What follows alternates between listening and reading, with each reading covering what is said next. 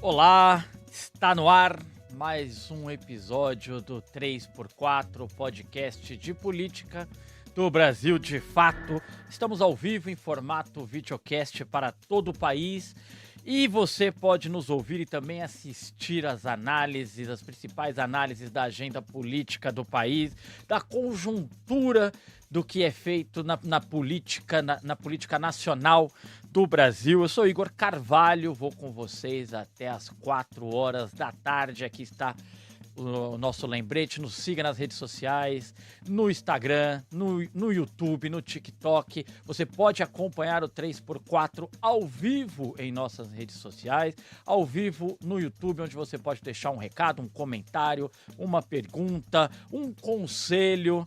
Estamos ao vivo e hoje também, importante dizer que estamos ao vivo na rádio 98.9, importantíssimo. Você pode nos escutar no 98.9 na sua casa, no seu carro, fique à vontade, interaja conosco e vamos juntos aqui. Hoje nós vamos falar sobre o que devemos esperar da atuação do Congresso Nacional em 2026. Essa relação tão combalida em 2025 com o governo atirando de um lado, o Congresso Nacional atirando do outro, sem a mediação devida, com dificuldades, com pautas atravessadas, com ambos os lados insatisfeitos com o comportamento do outro, mas 2026 é um ano eleitoral. E o que nós devemos, o que nós podemos esperar do Congresso Nacional neste ano? Quais pautas devem ser tratadas como prioridade? Quais pautas devem ser adiadas porque são consideradas impopulares no ano eleitoral? O que o governo está preparando para melhorar a sua relação com os parlamentares brasileiros? E o que esperar de Hugo Mota, Alcolumbre, presidentes da Câmara e do Senado? É isso que nós vamos discutir hoje. E aqui, comigo, não presencialmente, infelizmente, eu tenho a honra de receber, acredito que comigo a primeira vez, eu não sei se em outra oportunidade no 3x4, Leonardo Fernandes, nosso correspondente em Brasília, absolutamente expert, conhece aquelas quadras, aqueles corredores de Brasília como poucos. Agradeço, Léo, ter aceito o convite. Eu estou muito feliz de tê-lo aqui. Nós temos sempre 15, 10 minutinhos nos Conexões. Hoje nós teremos 1 hora para conversar sobre o nosso assunto preferido, que é política, Léo. Isso aqui é bom, né? Eu sou estreante aqui, sou estreante no 3x4, estou honrado de participar dessa discussão importantíssima, né? O ano acabou de começar, o Congresso ainda está em recesso, importante a gente aproveitar esse tempo também para se preparar para o que vem a partir de fevereiro, quando o Congresso retoma aí os trabalhos, né, Igor? Muita coisa que ficou adiada, inclusive, de 2025 para 2026. A gente vai conversar sobre alguns desses projetos aqui, mas para mencionar alguns deles, o projeto antifacção, que a gente acompanhou no ano passado, toda a tramitação na Câmara dos Deputados, depois no Senado Federal ele foi alterado e agora ele volta para a Câmara dos Deputados. Também a gente vai ficar de olho no veto que o presidente fez ao PL da dosimetria, que o Congresso precisa avaliar esses vetos e a gente já enxerga articulações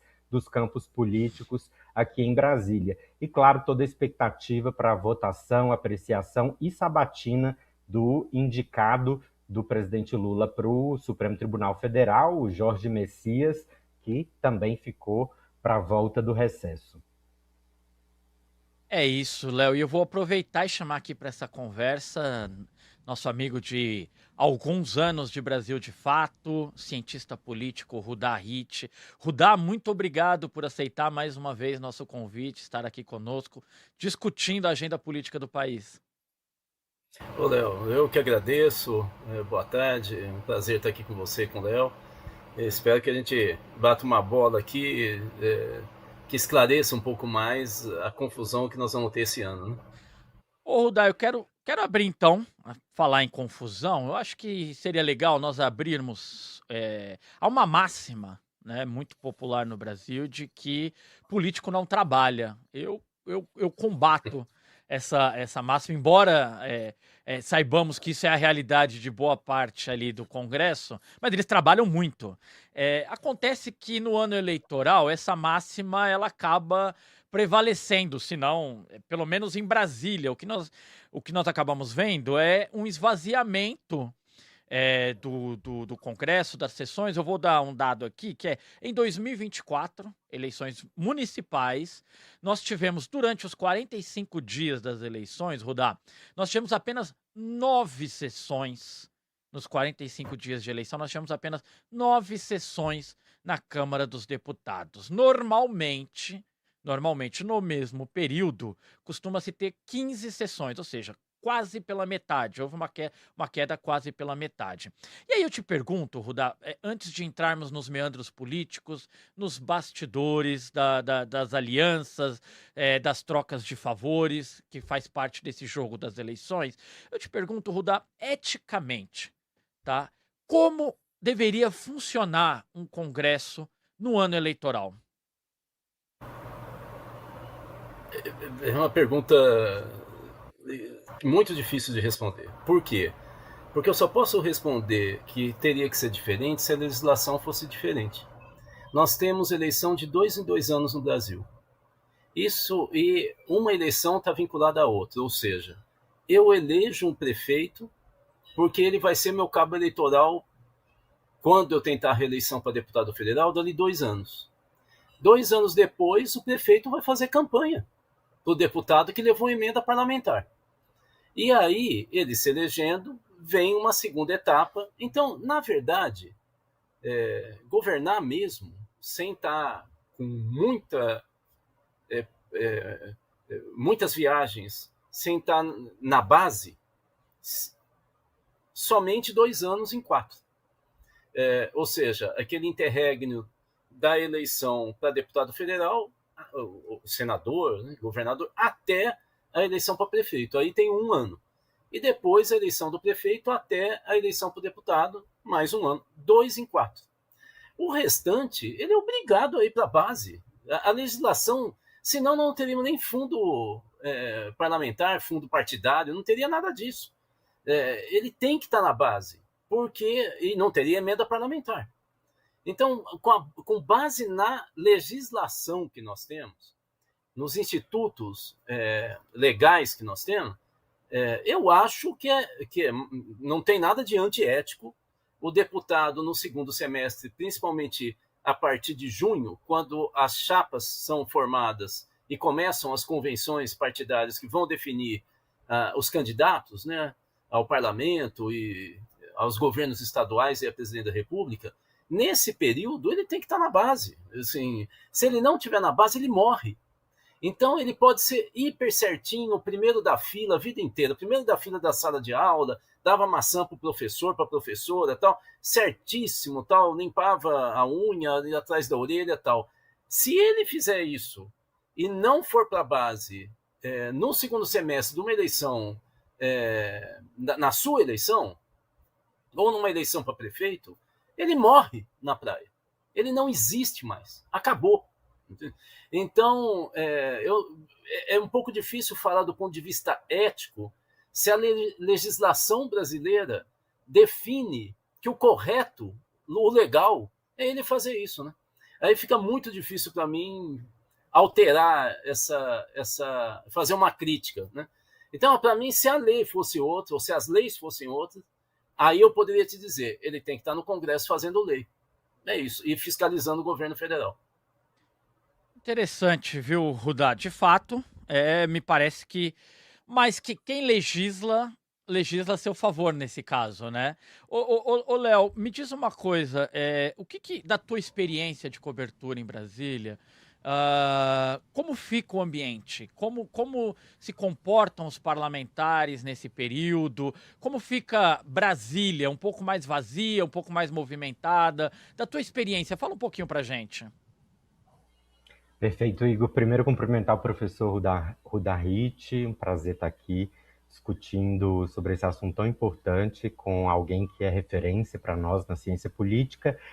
De fato, o ano eleitoral ele pauta o Congresso Nacional desde o começo do ano, né? A gente vai ver a partir de fevereiro as próprias pautas do Congresso caminhando de acordo com a agenda das eleições, com a agenda eleitoral. Isso já a partir de fevereiro.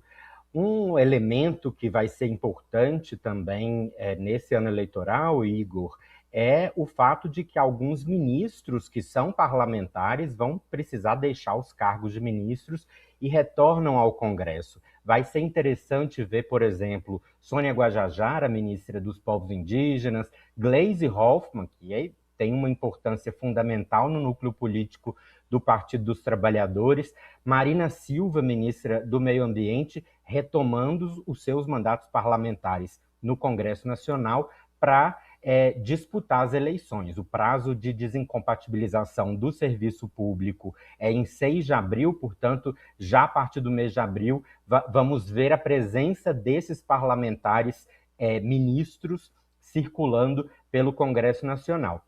E, claro, essa reforma ministerial, essa semana a gente fez uma reportagem que calcula em torno de 20 a 23 ministros que vão deixar os cargos para concorrer às eleições. Essa reforma ministerial também vai obedecer à agenda eleitoral.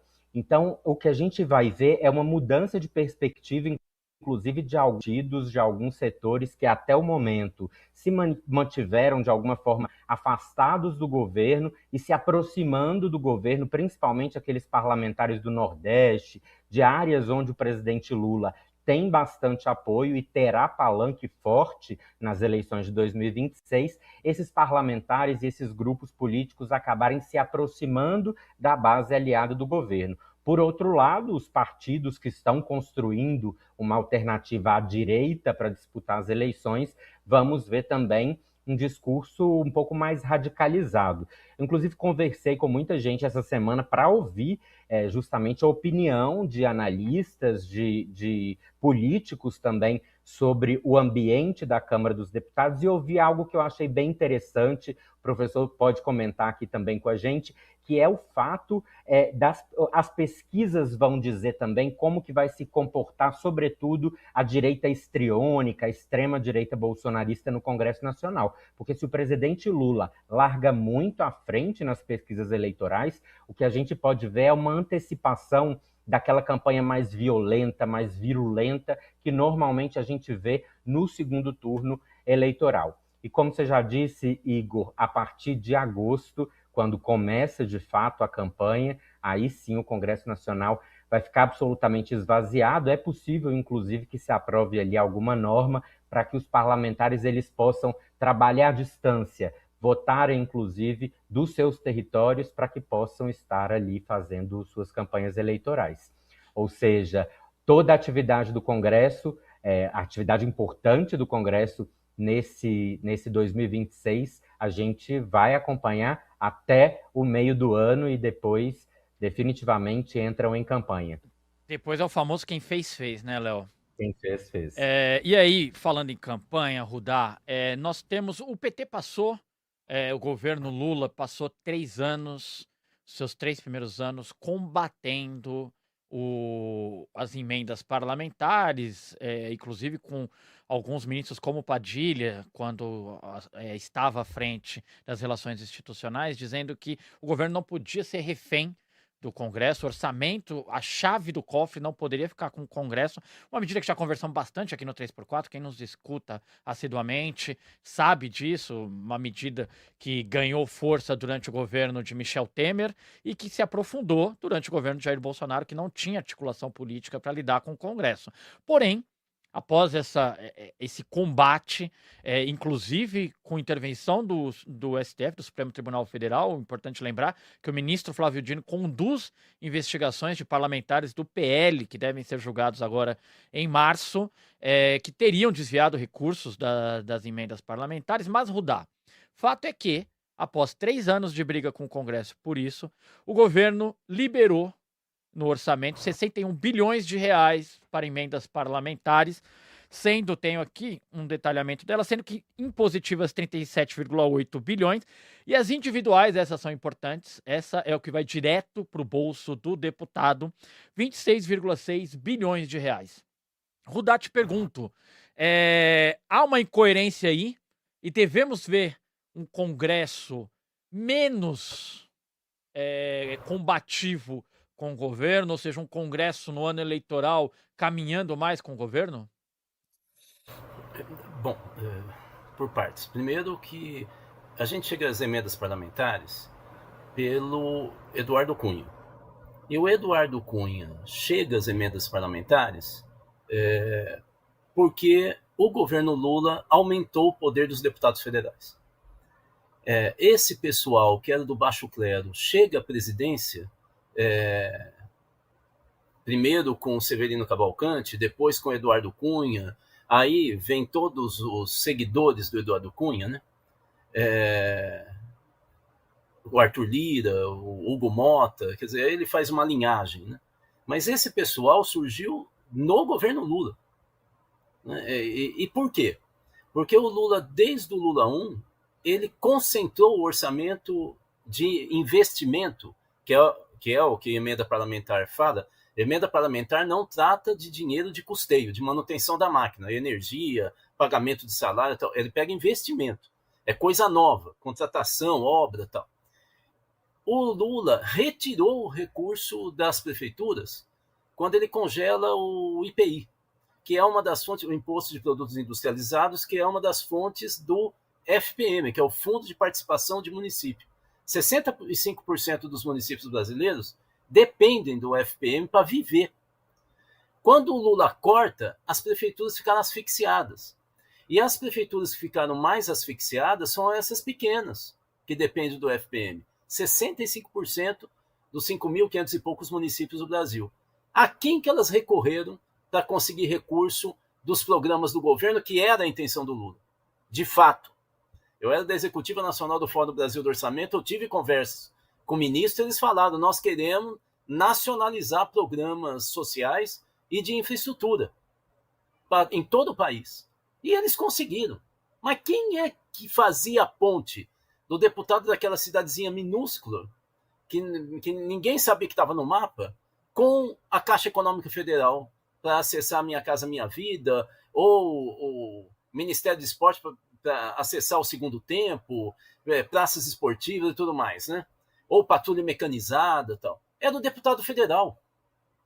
Então, a primeira questão que a gente tem que entender é que dentro da lógica do lulismo, de concentração de recurso, de investimento na União, ele fortaleceu o deputado federal como a espécie do eixo cartorial, aquele que representava a base e trazia a demanda e negociava lá com o Ministério em troca de apoio para o governo, e isso aumentou o poder dos deputados federais a ponto desse baixo clero que não aparecia se projetar. Bom, o que está acontecendo esse ano? Eles querem todas as emendas, se forem possíveis, liberadas no primeiro semestre. Todas, tudo. E eles querem, se for liberado tudo, eles vão exigir mais. Por quê?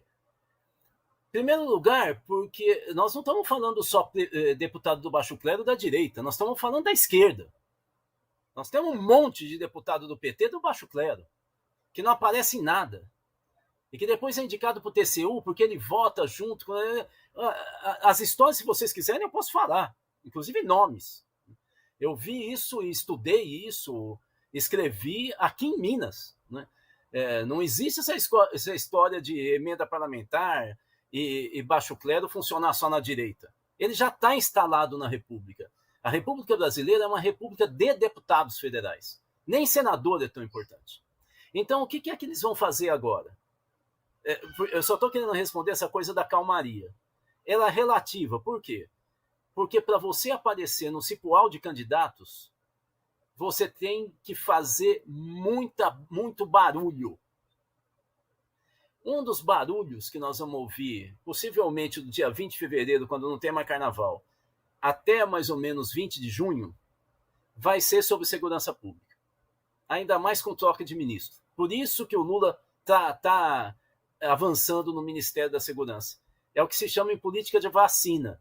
Eu sei que vai vir um ataque, eu me antecipo ao ataque e falo, eu estou me mexendo. Mas evidentemente que o outro lado também sabe fazer isso. Segunda questão, você disse, e é verdade, as Big Techs. As Big Techs já avisaram nos Estados Unidos que vão atacar o Brasil nessa eleição, assim como a Colômbia.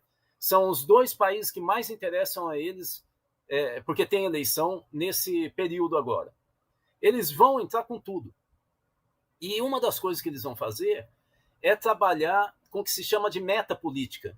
Eles localizam os interesses da gente, se alguém gosta de filme noir, ou então futebol de várzea, tal, e eles mandam mensagens completamente fragmentadas para o nosso celular, para os nossos grupos de discussão, vinculando aquele nosso interesse a um tema meio distante da política. Portanto, não está falando de política, mas está nos induzindo pouco a pouco a falar de política. O caso mais conhecido na campanha de 2022 foi o debate do Lula no Jornal Nacional. Quando começa a campanha, a bancada do Jornal Nacional, o Bonner e a Renata Vasconcelos, entrevistam individualmente cada candidato. E quando entrevistam o Lula, aparece nas redes sociais, logo no final da discussão daquela noite no Jornal Nacional, uma foto do Lula do lado esquerdo da bancada. Eu publiquei hoje nas redes sociais, no Twitter, no X, né? E do outro lado está o Bonner, e no primeiro plano, quase alinhado com o Lula, do outro lado da mesa, a Renata Vasconcelos. E a foto que foi para tudo quanto é lugar, grupo de WhatsApp, foi a Renata aparecendo, ela dobrando a perna com um sapato de salto alto vermelho. E aí o pessoal das fake news fez um círculo ao redor do sapato. Não escreveu nada, mandou para grupos de mulheres que gostam de comprar bolsa, acessório, sapato. E o que é que começou a aparecer? Nossa, ela estava de sapato vermelho, então ela gosta do PT. Por isso que ela estava naquele dia tão amistosa com Lula. Acontece que o sapato dela não era vermelho. Eles falsificaram a foto. Era um sapato marrom claro, caramelo. O Estadão, o jornal Estadão, Estado de São Paulo, descobriu isso porque foi só para grupo de WhatsApp. Não foi assim para a plataforma que todo mundo acessava. É isso que vai acontecer esse ano, entende? Então eu não sei se vai ser tanta calmaria. Não, eu acho que é guerra. Eu acho que é um ano...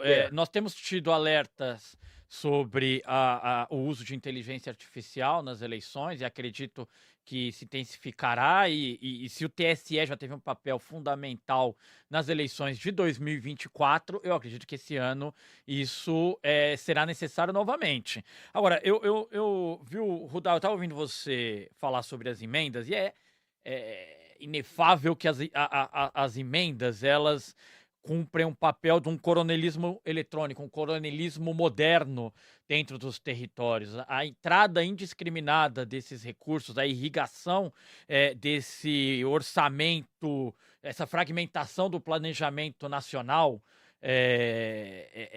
ela acaba funcionando dentro dos territórios para reeleger sempre os mesmos parlamentares. E havia muita pressão no Hugo Mota em 2025, o Léo cobriu fartamente os episódios de pressão dos parlamentares para cima do Hugo Mota para que essas emendas, que houvesse pressão da Câmara dos Deputados via agenda, projetos que seriam pautados ou não, vetos do Lula que seriam votados ou não, por conta da indisposição do governo. Ô Léo, antes de eu pegar um gancho que o Rudá deixou aqui, que você já tinha falado, então eu me sinto obrigado a falar das pautas que vão entrar no primeiro semestre e abrir com a PEC da Segurança Pública. Mas antes disso, para que quem nos escuta, para que quem nos assiste, tenha uma dimensão do papel das emendas e como ela foi corroendo a relação do Hugo Mota com o governo, eu queria que você nos falasse um pouquinho do peso das emendas parlamentares na relação entre o Hugo Mota e o Lula, que por mais que ambos os lados quisessem se acertar, havia sempre uma pressão dos parlamentares, principalmente o baixo clero, como nos disse o Rudá, para que esses recursos fossem irrigados pelo governo o mais rápido possível, né, Léo? Exatamente. A gente fala muito sobre as discussões políticas ali no Congresso, Igor. É importante que o público que nos acompanha tenha bastante claro que todas essas discussões são atravessadas pelo tema das emendas. Elas são importantíssimas. O professor Rudá trouxe agora a perspectiva de que não é uma questão, não é uma opinião, uma posição apenas dos partidos de direita, de centro, mas muitos parlamentares com os quais eu converso, às vezes até argumentam ali sobre a necessidade de descentralização do orçamento, algo que, obviamente, a própria lei orçamentária ela poderia fazer, os parlamentares no papel de parlamentares, definindo para onde que os recursos, em quais áreas os recursos seriam alocados, mas não de forma impositiva. Os deputados, os parlamentares, deputados e senadores, aprovaram que 65% das emendas desse ano, em 2026, precisam ser executadas no primeiro semestre. E aí a gente entende o peso das emendas sobre as eleições. Para que se tenha uma ideia, Igor, nas últimas eleições, nós tivemos um dos menores níveis de renovação da Câmara dos Deputados. Foram 44% de deputados parlamentares novos e 55% de parlamentares reeleitos. Isso tem a ver diretamente com a propaganda que cada um desses parlamentares faz nos seus redutos eleitorais sobre o envio dessas emendas parlamentares. Agora, tudo isso também está atravessado pelo Supremo Tribunal Federal, lembrando que existem ações diretas de inconstitucionalidade sobre o tema das emendas impositivas que não foram julgadas ainda pelo Supremo. Tem relatoria do ministro Flávio Dino, que até agora, Igor, o que ele fez foi estabelecer critérios que ainda não existia para garantir o mínimo de transparência, de rastreabilidade sobre esses recursos. São medidas que foram adotadas de caráter liminar pelo ministro Flávio Dino e muitas delas referendadas pelos ministros da Corte. Mas o julgamento, de fato, que vai analisar a constitucionalidade da impositividade das emendas sobre o orçamento, esse julgamento ainda, o Supremo ainda está devendo para a sociedade brasileira. Certo. Falando então, Rudá e Léo, falando sobre o que nós podemos esperar desse primeiro semestre, o Leonardo já trouxe para a gente ali uma ideia do que deve ser pautado. O Rudá, olha, nós temos a resolver neste primeiro semestre. Nós temos o fim da escala 6x1, que me parece uma medida popular, que num ano eleitoral pode constranger o centrão e a extrema-direita a derrubá-la, pode ser constrangedor para eles, e então o momento eleitoral pode favorecer o avanço dessa pauta. Nós temos a PEC da segurança pública, e no ano eleitoral no Brasil, segurança pública vira tema, vira prioridade na agenda política, pelo menos no debate. Não é durante 4 anos, mas no debate eleitoral isso aparece, mas pautado pela direita sempre. A esquerda tem muita dificuldade de entrar no debate da segurança pública. Nós temos um resquício de agenda econômica do ministro Fernando Haddad, que o Léo já nos informou há algumas semanas. O ministro Fernando Haddad deve deixar o ministério nas próximas semanas. Então, talvez um resquício aí da reforma tributária, como vai ficar a distribuição dos recursos para estados e municípios. E nós temos também, nas próximas semanas, eu anotei aqui, nós devemos ter também a reforma, eu falei a reforma tributária, bastidor da... É isso, nós devemos ter esse conjunto, deve ser a prioridade do Congresso nesse primeiro semestre. Queria te escutar, Rudá, daí, você acha que a PEC, chamada PEC dos estados, que tem resistência, principalmente nos estados bolsonaristas, Minas, Goiás, Rio de Janeiro, Paraná, você acha que esse deve ser o grande tema, ou nós devemos ter outras pautas que podem entrar no primeiro semestre?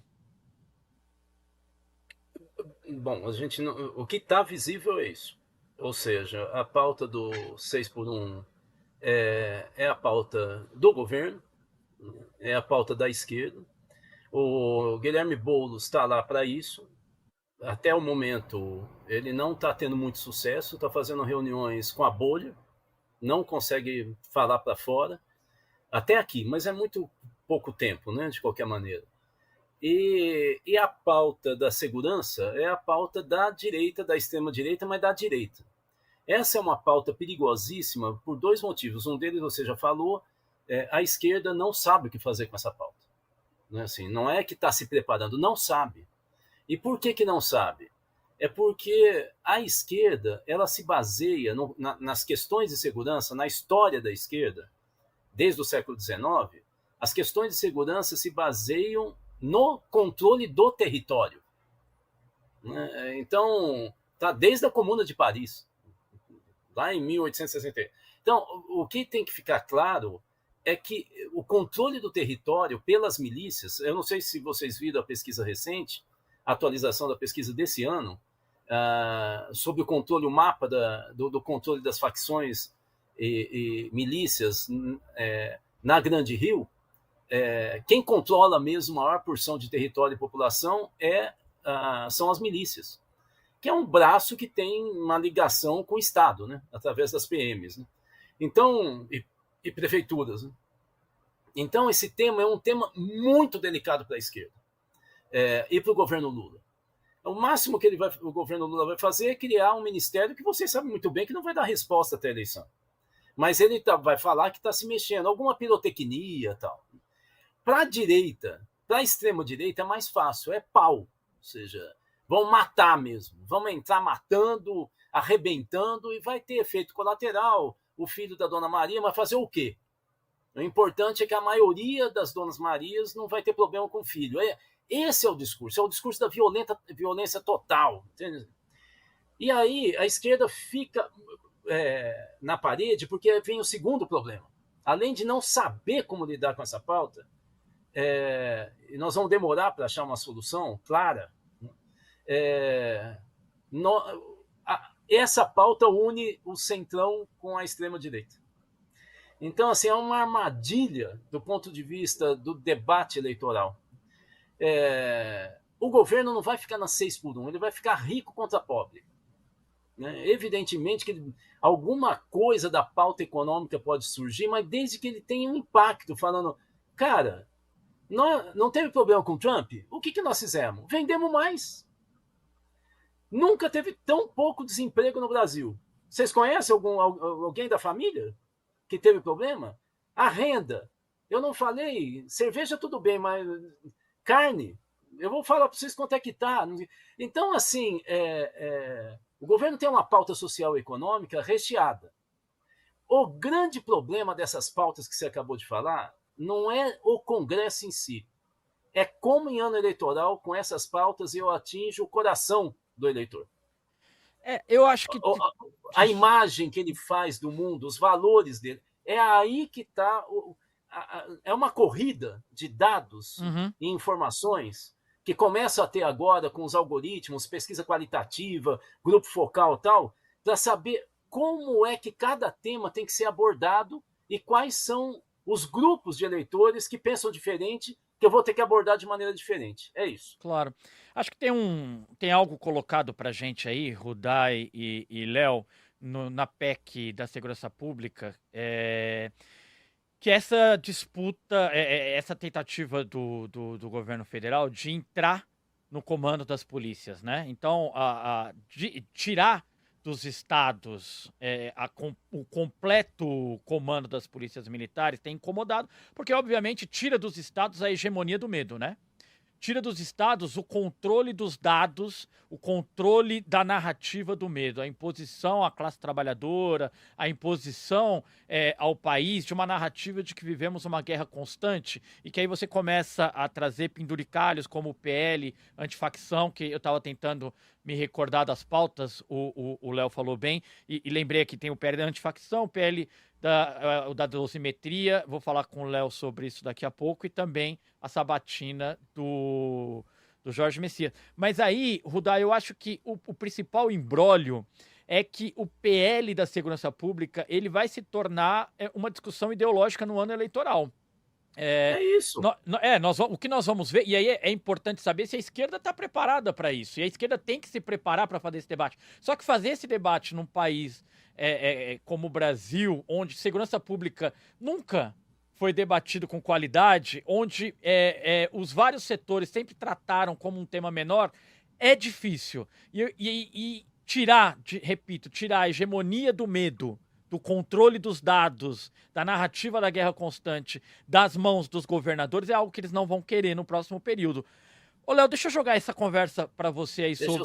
Deixa eu só fazer, se me permite, uma observação. Claro. Não vou me estender não e cortar a pergunta para o Léo. Eu só quero te dizer o seguinte. Quando a gente dá consultoria para um prefeito recém-eleito, e quando a gente vai fazer planejamento estratégico com o secretariado que ele acabou de nomear, a primeira pergunta que a gente faz é o seguinte: qual é a imagem que você quer passar? Não me venham falar de uma lista de programa, não. Eu quero saber qual a imagem. Você quer ser um prefeito bonzinho?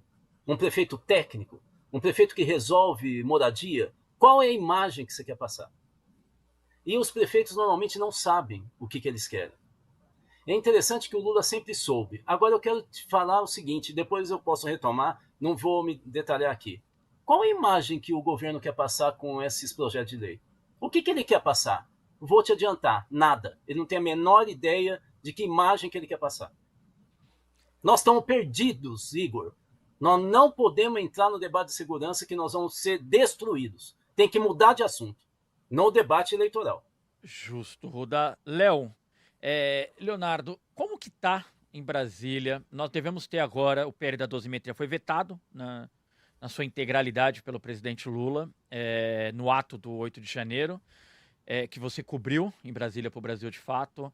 E aí eu queria, como é que estão os bastidores no Senado? Já há uma corrida para mexer no texto. O Paulinho da Força ficou muito bravo, vejam só vocês. O Paulinho da Força tá bravo, gente. Tá triste o Paulinho da Força. Se o Paulinho da Força está triste, tem muita gente que tá feliz. E aí, Léo, eu queria saber de você os bastidores dessas duas situações que podem, aí até março, mexerem bastante com Brasília, que é o PL da dosimetria e a oitiva do Jorge Messias no Senado. Como é que tá a conversa sobre isso em Brasília, Léo? Pois é, olha só, Igor, eu acho que eu destacaria, inclusive, 3 grandes vitórias que o governo quer ter, sobretudo incluindo essa pauta da segurança pública no Congresso Nacional. Uma delas é a manutenção dos vetos do PL, do veto ao PL da dosimetria, foi um veto integral ao projeto.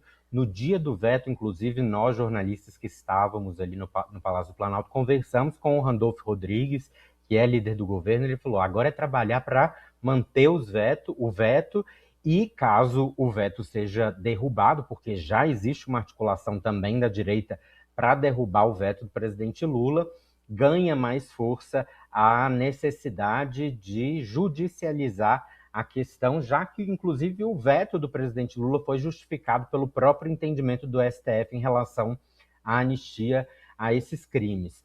Outra vitória pontual ali que o governo quer ter ainda nesse ano é o tema do PL antifacção. Ele sofreu modificações importantes ali no Senado. Essas modificações foram todas articuladas pelo governo e agora o governo trabalha para manter o texto como ele saiu do Senado na Câmara dos Deputados. E só um adendo à discussão que a gente estava fazendo aqui anteriormente em relação à PEC da segurança, que por mais incrível que pareça, já no final do ano passado, nós conversávamos com deputados, inclusive do Centrão, aliados de Hugo Mota, que diziam que já havia uma articulação ali dentro da Câmara dos Deputados, que é o ambiente mais hostil para o governo, para aprovação dessa PEC da segurança. Isso porque alguns temas, alguns detalhes que os governadores levantaram durante reuniões com o governo federal foram sendo ajustados ao longo desse tempo. Vale lembrar que quem é o relator da PEC da Segurança Pública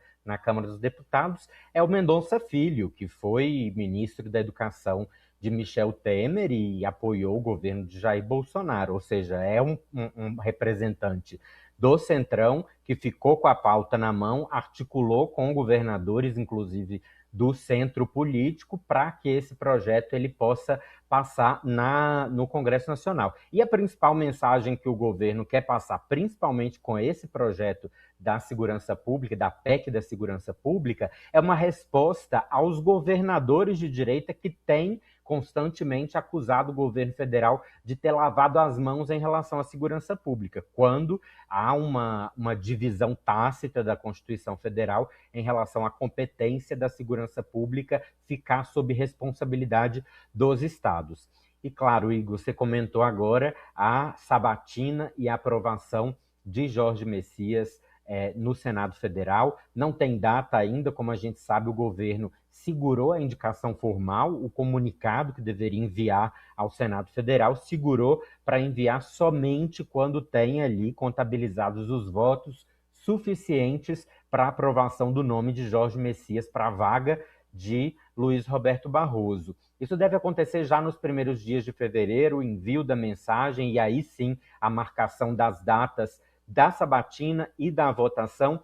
A apuração que eu tenho, Igor, é que assim como foram as sabatinas de Flávio Dino, assim como foi a sabatina de André Mendonça durante o governo de Jair Bolsonaro, a votação de Jorge Messias deve ser uma votação apertada no Senado Federal. Mas tudo indica que ele deve sim conseguir a quantidade de votos suficientes para aprovar. Seria inédito, aliás, se ele não o conseguisse, principalmente por conta da articulação de senadores evangélicos do Congresso Nacional. Sobretudo, destaco aqui a senadora Elisiane Gama, que é da base aliada do governo lá no Maranhão e tem articulado bastante com os setores mais conservadores pela aprovação de Jorge Messias.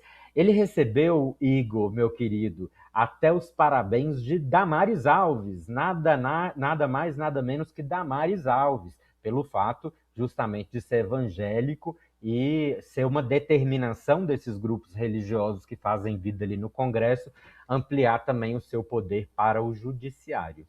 Veja, Leonardo Fernandes, nós vimos André Mendonça e Cássio Nunes Marques defendendo a nomeação do Jorge Messias. Então, assim, o Messias vem aí, viu, Leonardo? O Messias vem aí. Com certeza. Não é aquele, ainda bem, mas o Messias vem aí. Gente, fazer um breve recado aqui, um intervalozinho muito curto para dizer que se você gosta do 3x4 e do jornalismo produzido pelo Brasil de Fato, você, por favor, nos ajude no Apoia-se. O endereço é apoia.c/Brasil de Fato. Coopere, contribua para que continuemos fazendo esse jornalismo que você acompanha aqui em brasildefato.com.br. Além disso, quero te convidar, olha aí, se você apontar, eu nunca sei, se você apontar a sua câmera aqui para esse QR Code, você vai direto aí então para a página do Apoia-se do Brasil de Fato e pode fazer sua contribuição lá. Não esqueça também de mandar, você que está acompanhando aí no Spotify, no YouTube, mande seu recado, sua mensagem, sua pergunta aqui para o Rudahit, sua contribuição. Leremos no ar. Eu tô de volta aqui. Ô Rudá, nós temos para esse ano Leonardo, perdão. Léo, nós temos para esse ano uma importante federação surgindo em Brasília, né? Que é a União Progressista, que de progressista, meu povo, não tem absolutamente nada. Acho que é só o nome. O Léo pode falar se eu estiver equivocado. Mas a União Brasil, né? A intersecção dos dois partidos, União Brasil e o PP, o Partido Progressista, deve ser oficializada pelo Tribunal Superior Eleitoral nas próximas semanas, mas os partidos vivem um momento de contenda ainda. São dois partidos enormes. Viu, Léo? Eu levantei aqui umas informações do tamanho que esses partidos vão ficar. Olha só, a união dos dois partidos fará com que eles tenham 108 deputados, passam a ter a maior bancada da Câmara. O PL elegeu 99 deputados em 2022, mas já perdeu 6 deputados desde então. Então ele tem hoje 93 deputados. A maior bancada passaria a ser, então, dessa federação, União Progressista. 12 senadores, o que os deixa atrás apenas do PSD e do PL. Eles passarão a controlar um fundo partidário de 954 milhões, Leonardo Fernandes, além de terem 6 governadores e 1.343 prefeitos. É uma máquina que nós devemos considerar, que nós devemos respeitar e não podemos subestimar nas eleições deste ano. Há algumas contendas. Por exemplo, o governador de Goiás, o Ronaldo Caiado, já tem manifestado, já lançou a sua pré-candidatura em evento em agosto do ano passado, mais de um ano antes das eleições. E ele quer ser o candidato do União Brasil. Já havia um acordo para que ele fosse o candidato do União Brasil à presidência da República. Porém, Ciro Nogueira, presidente do PP, tem flertado com o cargo de vice-presidente numa chapa com o Flávio Bolsonaro. Um ou outro podem existir. Antes de falarmos disso, Léo, eu queria... Como em Brasília, como essa federação tem sido tratada, como ela tem sido recebida, qual a expectativa que se tem do poder de influência dela no dia a dia do parlamento brasileiro? Pois é, Igor, essa federação, obviamente, ela vai ter muito poder, sobretudo poder econômico. É importante lembrar que essas federações, quando elas se formam, sobretudo desses partidos que são partidos fisiológicos, elas se dão muito em busca do fundo eleitoral, que, como você disse, no caso dessa nova federação, chega a quase R$ 1 bilhão. Então, os partidos, obviamente, os menores, os partidos de esquerda, sobretudo, vêm de maneira bastante temerosa. Agora, eu recebi um alerta que eu achei bem interessante, que é o fato de que hoje esses partidos ali, pelo menos na base do Congresso Nacional, eles estão bastante divididos, né? Você vê, inclusive, parlamentares do União Brasil, do Progressistas, muitas vezes votando de acordo ali com o interesse do governo, muitas vezes porque tem interesses regionais envolvidos, né? A gente vai ver, por exemplo, uma postura de Hugo Mota, desses parlamentares do Nordeste, que são desse centro político, bastante, como diria, bastante pegando leve com o governo nesse ano, sem radicalizar, como os bolsonaristas devem fazer, justamente por conta dessas alianças regionais. Em alguns estados, o presidente Lula deve ter palanque de um lado e de outro. Então, esses parlamentares, eles veem dessa forma. A gente faz essas contas, é importante trazer essa perspectiva dos parlamentares que já estão eleitos, do fundo eleitoral que vai estar disponível, mas é importante lembrar que nesses processos de federação partidária também há uma série de dissidências dentro desses partidos. Então, é preciso ver como que isso vai ficar, principalmente, como você disse, diante das disputas. Nacionalmente é mais fácil de perceber essas disputas. Agora, quando vai para o campo regional, para os governadores, para os deputados estaduais, esse jogo, esse xadrez, ele fica bastante mais complexo. Certo. Você falou dos palanques duplos em alguns estados. É um imbróglio que, por exemplo, nós vemos em Alagoas. Arthur Lira, ex-presidente da Câmara, e o senador Renan Calheiros. Ambos, o Renan Calheiros disputará o Senado, e Arthur Lira, sua família, acho que é o pai dele, Leonardo, eu não me recordo agora se é o pai do Arthur Lira, que disputará o Senado também. E ambos não se bicam, e é muito capaz que Lula tenha palanque dos dois lados em Alagoas. Paulo Dantas Ou em Pernambuco, por exemplo, Igor, né? A gente tem a governadora Raquel Lira, que deve sair candidata à reeleição, e o prefeito de Recife, João Campos, que devem disputar. A governadora Raquel Lira, que agora migrou, se eu não me engano, para o PSD de Dado. Isso. Ela já declarou apoio ao presidente Lula nas próximas eleições. Então, o presidente Lula vai ter 2 palanques de governadores num estado importantíssimo do Nordeste, que é o Pernambuco. Exato. Então, se nós começarmos acredito, Maranhão é outro estado que... Aliás, a dificuldade maior, Léo, você cobriu em Brasília, a dificuldade maior de estabelecimento do União Brasil como uma força de resistência ao governo federal tem sido no Nordeste. Importante a gente lembrar do que aconteceu com o ex-ministro Celso Sabino, que foi forçado pelo partido, o partido exigiu a sua saída do ministério. Sabino resistiu, disse que não sairia, que havia um compromisso com Lula, inclusive para a eleição, de apoio a Lula durante a eleição.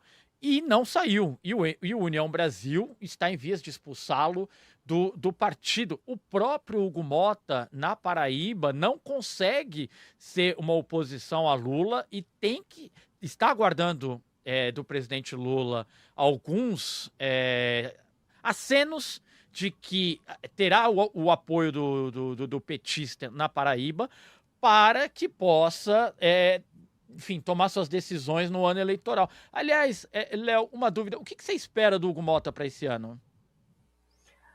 É difícil dizer o que esperar de Hugo Mota, né? Porque ele é um tanto quanto blasé, assim, para dizer o mínimo. Mas eu espero, pelo que a gente tem visto, inclusive nas últimas semanas do ano passado, Igor, uma postura um pouco mais recuada de Hugo Mota, né? Inclusive ele chegou a dizer isso quando pautou o PL da dosimetria e gostaria de limpar a pauta do Congresso, porque justamente no ano eleitoral é importante que, tanto de um lado como de outro, que a pauta em projetos que de fato têm uma repercussão social importante no Congresso Nacional. Como o professor Rudá Hit falou há pouco tempo, a pauta da segurança pública vai ser a pauta da direita e da extrema-direita dentro do Congresso Nacional, e o governo aposta nessas pautas de regulamentação do trabalho. Eu tenho acompanhado, inclusive, o grupo de trabalho que foi instaurado ali na Secretaria-Geral da Presidência, muito vagarosamente, como o professor Rudá colocou agora há pouco, mas para avançar com a pauta da regulamentação do trabalho dos trabalhadores de aplicativos e também para avançar com a pauta da redução da escala de trabalho, fim da escala 6x1 no Congresso Nacional.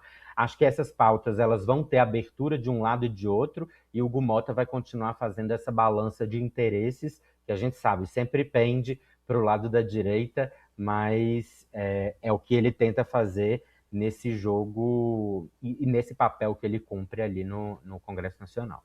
Ô, Rudá, falávamos aqui, eu e o Leonardo, falávamos aqui da força que a União Progressista deve ter, a federação deve ter nesse ano. Isso se for adiante, né?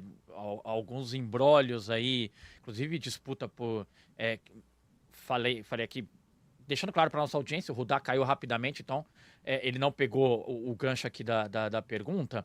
Então falávamos, por exemplo, do embate entre Caiado, que quer ser candidato a presidente, Ciro Nogueira, que quer ser vice na chapa com Flávio. Então, dois partidos desse tamanho, há dificuldades de se formalizar essa união, mas ela deve sair, essa federação. Queria a tua opinião, Rudá. É uma federação que cria um partido enorme no país.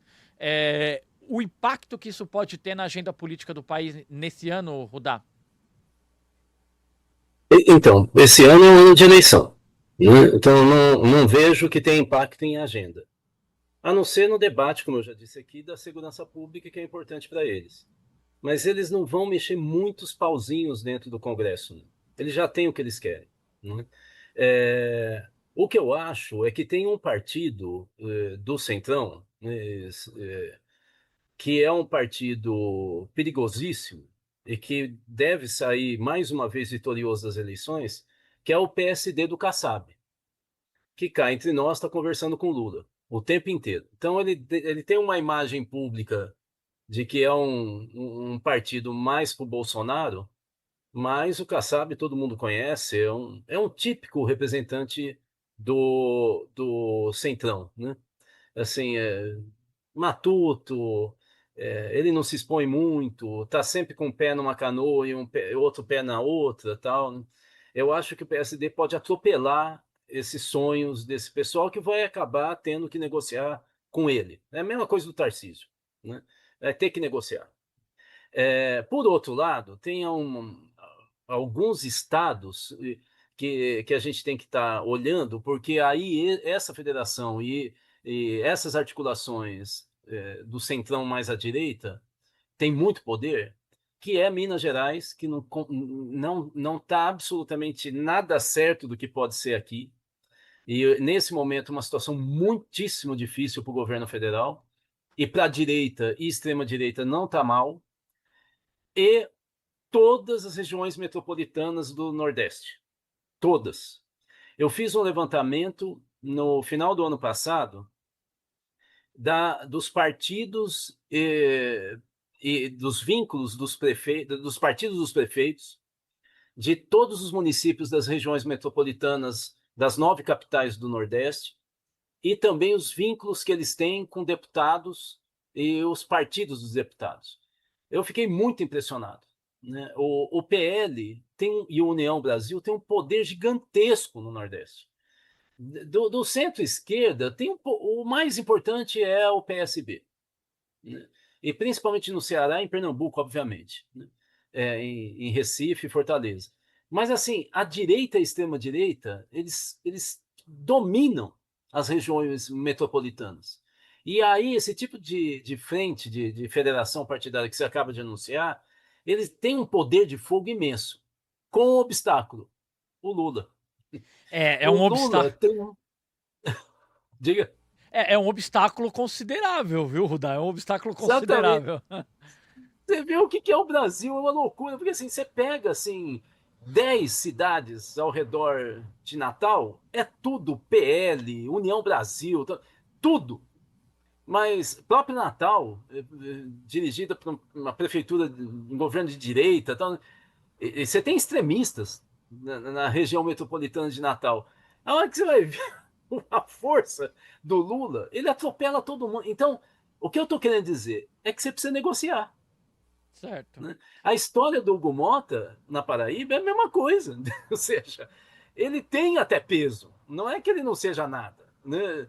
Mas acontece que tem um jumbo que atropela ele que chama Claro, Lula. claro. Né? O que nos coloca, se você me permite, uma Uhum. última questão, que é: e depois do Lula? Isso aí, nós vamos fazer um programa só, porque nós poderíamos ficar 3 horas, 4 horas aqui falando, Rudá, só sobre essa questão. E depois do Lula? Mas voltaremos, prometo te chamar para esse programa, Rudá. Léo, a gente está se aproximando aqui do final desse episódio. E tem uma questão, por algum tempo o PT sonhou com uma federação que unisse o campo progressista, que seria PT, PSOL, PCdoB, Rede, Partido Verde, PSB e PDT. O PDT rapidamente pulou do barco, não quis participar, não quis nem escutar e saiu. O PCdoB, tem um racha do PCdoB que culminou na saída da Manuela Dávila dos quadros e que deve, nos próximos meses, culminar na saída também do Orlando Silva do PCdoB, que o PCdoB, uma parcela do PCdoB acredita que o partido não deveria ter se federado com o PT, pois o PT, o que acabou acontecendo, atropelaria, engoliria o PCdoB. Há quantas anda essa história de uma federação do campo progressista, Léo? Eu diria que morta e enterrada, viu, Igor? De repente alguém ainda tem alguma esperança em relação a isso, porque, como você disse, é um sonho almejado por muitos militantes desses partidos. Mas a apuração que eu tenho é que a Federação PSOL-Rede está absolutamente dividida em relação a se juntar com a federação que já existe, né, que compõe ali PT, PCdoB, PV, porque os dois partidos estão divididos, né? A gente tem no PSOL uma ala próxima do Guilherme Boulos, da presidenta do partido, Paula Corradi, que é mais próxima do governo, conversa bastante com o governo, aliás, integra o governo, no caso do Guilherme Boulos, e uma ala mais afastada do governo, mais crítica ao governo, ligada ali à deputada Sâmia Bonfim, ao deputado Glauber Braga. E na Rede a mesma coisa, né? A Rede está completamente fragmentada. Em dezembro teve um congresso que inclusive implodiu a Rede, está dividida, e ontem inclusive eu soltei uma matéria no BDF que a Marina Silva, a ministra Marina Silva, deve inclusive sair do partido nos próximos dias, nos próximos semanas, para concorrer ao Senado por São Paulo. Essa é a perspectiva, ou seja, Marina Silva, fundadora do partido, deixando o partido. Acho que federação ficou para o sonho, Igor. Tá certo, Léo, muito obrigado, querido. Para mim é uma alegria te ter aqui, super bem informado sempre. Eu adoro falar de política contigo, Léo. Também adoro falar com você. Conte comigo sempre. Prazer estar aqui no 3x4. Um abraço, querido. Valeu, Rudá. Obrigado por aceitar mais uma vez o convite. Eu que agradeço. Você sabe que é só chamar, eu já estou aqui. Fechado. Chegamos ao fim, então, de mais um episódio do 3x4 do Brasil de Fato, para continuar acompanhando a nossa cobertura política, a cobertura da agenda do país. Acesse brasildefato.com.br. E se você tem algo a dizer sobre o 3x4, por favor, dicas, sugestões, críticas. Acesse as nossas redes sociais, lá há espaços para interação. Vá até o seu tocador de preferência, como o Spotify, lá também há um espaço para que você se comunique conosco. O 3x4 ele é apresentado e roteirizado por mim, Igor Carvalho. Nossos comentaristas fixos são Juliane Furno, João Pedro Stedley, José Genuíno e Valério Arcari. A direção e produção deste episódio é de Camila Salmásio. A trilha sonora original é da Alejandra Luciani. Trabalhos técnicos de Adilson Oliveira e Marina Ortega. A identidade visual de Rafael Canoba. E no Brasil de Fato, a coordenação de redes sociais é da Rafaela Cury. A coordenação de jornalismo da Monize Ravena e do Lucas Stanislau. E a direção executiva da Nina Fidelis. Até semana que vem.